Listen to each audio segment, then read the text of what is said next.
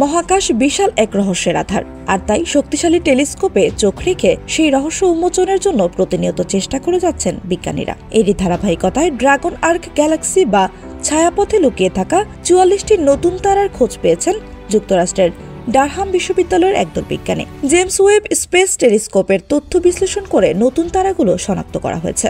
Durham বিশ্ববিদ্যালয়ের বিজ্ঞানীদের তথ্য মতে পৃথিবী থেকে প্রায় ৬৫০ কোটি আলোকবর্ষ দূরে অবস্থিত ড্রাগন আর্ক ছায়াপথে নতুন ৪৪টি তারার সন্ধান পাওয়া গেছে। এসব তারা ছায়াপথের একটি অংশে লুকিয়েছিল বলা যায়। ড্রাগন আর্ক অ্যাবেল ৩৭০ নামের ছায়াপথের পেছনে থাকায় এখনও অজানাই রয়ে গেছে। নতুন তারাগুলো মহাকর্ষীয় লেন্সিং নামে পরিচিত এক বৈজ্ঞানিক পদ্ধতির মাধ্যমে শনাক্ত করা হয়েছে। এর আগে মহাকর্ষীয় লেন্সিং পদ্ধতি কাজে লাগিয়ে ড্রাগন আর্ক গ্যালাক্সিরও খোঁজ পেয়েছিলেন বিজ্ঞানীরা। নতুন আবিষ্কারের বিষয়ে বিজ্ঞানী ম্যাথিল্ড জাউজাক জানিয়েছেন, ড্রাগন আর্কে শনাক্ত হওয়া তারাগুলোকে লাল সুপার জায়ান্ট তারা বলা হয়। এই ধরনের তারা পর্যবেক্ষণ করা খুবই কঠিন। তারাগুলো মহাবিশ্বের তথ্য জানতে সহায়তা করবে।